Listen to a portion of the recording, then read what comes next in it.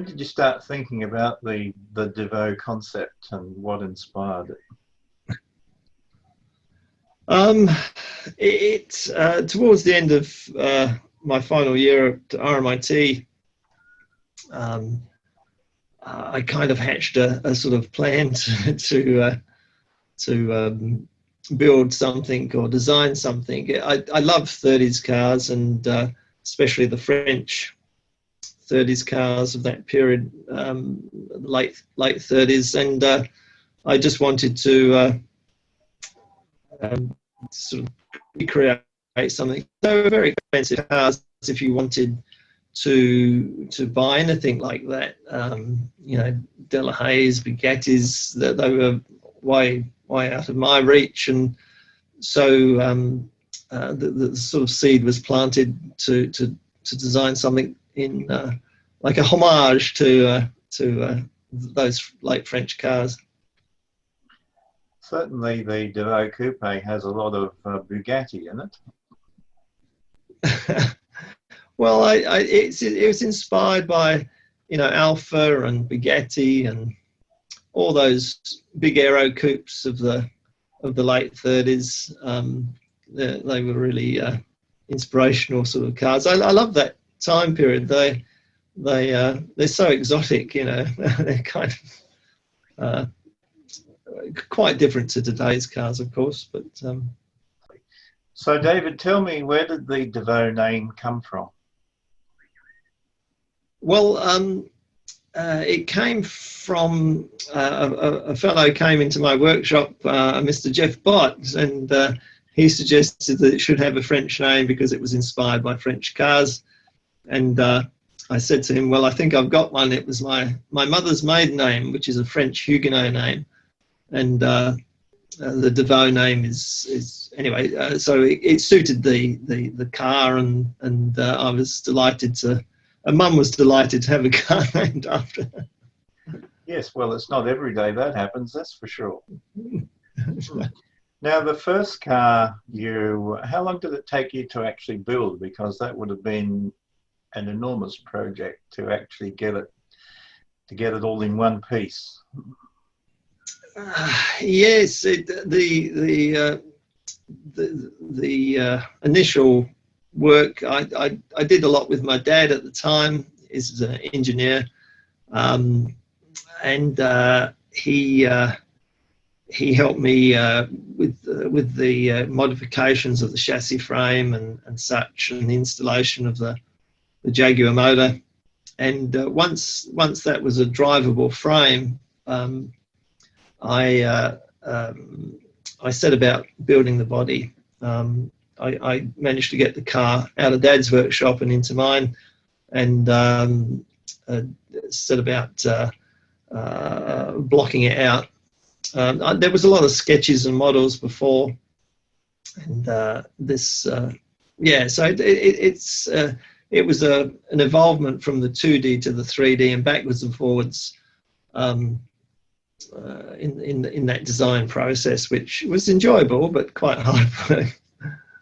Well, indeed. I mean, there's a huge gap between the basic design and then going through and making everything that constitutes a car. There's hundreds and hundreds of parts, and that must have been an enormous job, just getting those items made into a comprehensive fashion. Yes, there's a lot of parts. There was many sort of prototype components and re-engineering and remaking and remanufacturing, laser cutting, drawings, all sorts of things, as well as the body. And the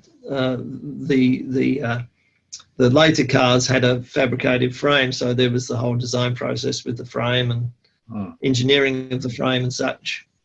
So, yeah, a little bit of... sorry to interrupt you there.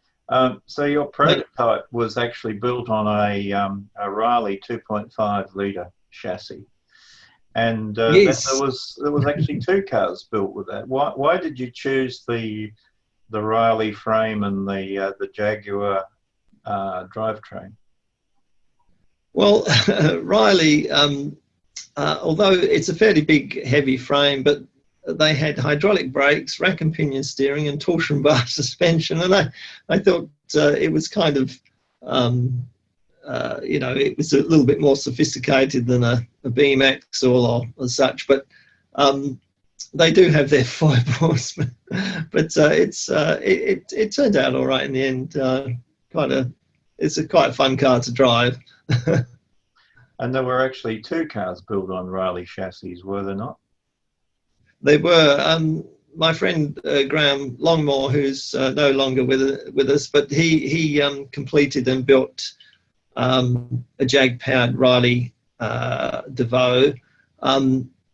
I never wanted just to sell components. I wanted to sort of control the look of the car and everything. But he was such a good engineer and a fabricator, and he was a really great guy. He was an artist, a designer. He was just a photographer. He was just one of those Renaissance guys that could make anything, and he did a lovely job. And then you built a further model using a Falcon XR6 engine. Now, this particular car, I think, had a custom-made chassis. Is that correct? That's correct. It was the first sort of production prototypes, I guess, if you want to call it that. It was, and I actually liked the six-cylinder motor. It was a great motor at the time, and it suited the purposes. You know, with ICVs, which this is, there's a lot of issues with emissions and making sure things are right. So we had to choose a modern motor at the time, and it seemed to work.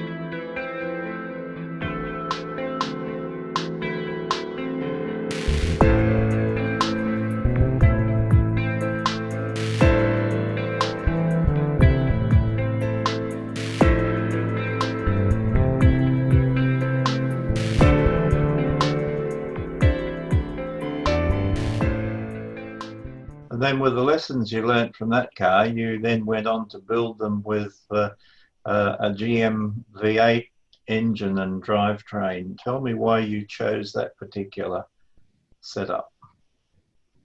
We had we had an order for a car from a German customer, and he requested an 8-cylinder car, and I didn't want to lose the sale, so I said, well, I can offer you an LS1 V8, and so we had to do all the testing and read the emissions and engineering of the frame and all sorts of things, and it just to change back or to change again was a cost consideration, and so we stuck with the 8-cylinder motor LS1. Okay, so that's the 5.7 litre version. So I guess the beauty of all that was it's all a proven concept and easy to service and get parts for. Yes, we had. I would have loved a twin cam 6-cylinder motor, but it's such a bulletproof engine. It's very docile and very powerful at the same time, and it's cheap to service, and your oil filters cost you $10. So it's a fairly it's very smooth and powerful motor. It's a very good engine, really.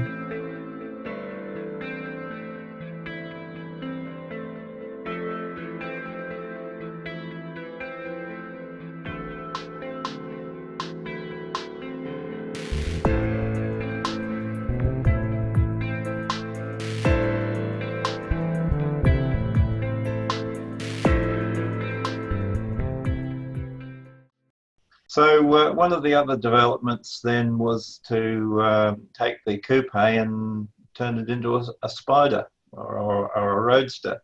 What was the story on the development of that? What promoted you to do that?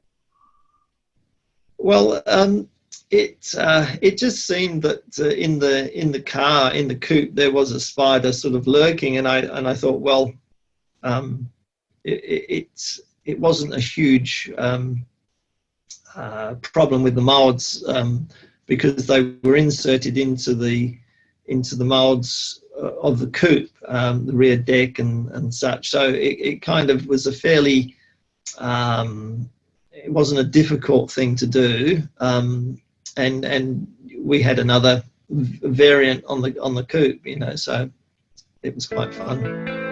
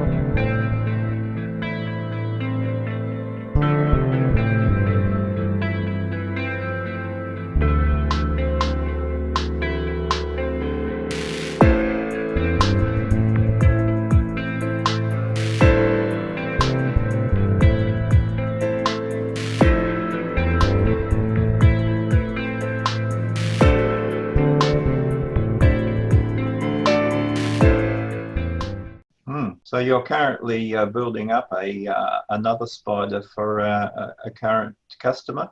What's the specification of that particular car? Well, that's again the 5.7 litre motor with a manual transmission. So that's quite nice to drive. The test, when I tested the frame, that was quite fun. But it's got a nice characteristic about it being a manual car. So we know that the car goes. How well does it stop? What sort of braking systems and suspension do you have on the vehicle? It's the rear end's a little 4-bar and coilovers. The front end is a Rodtech double wishbone front end, and it's disc brakes all around. It drives quite nicely. Well, now, if someone buys a Devaux car these days, how do they offer things like spare parts? What's the situation there? Well, we can reproduce, you know, we can reproduce most anything on the car, obviously, because we make it. Okay, and now I believe you've got a exciting little tour coming up in the not too distant future in South Australia. What do you propose to do there? Well, that's been very exciting. That event will be the Adelaide Rally from the 25th to the 28th of November, and you'll be running the Devaux Spider in that event. So that sounds like an exciting little time. Yes, that should be great fun.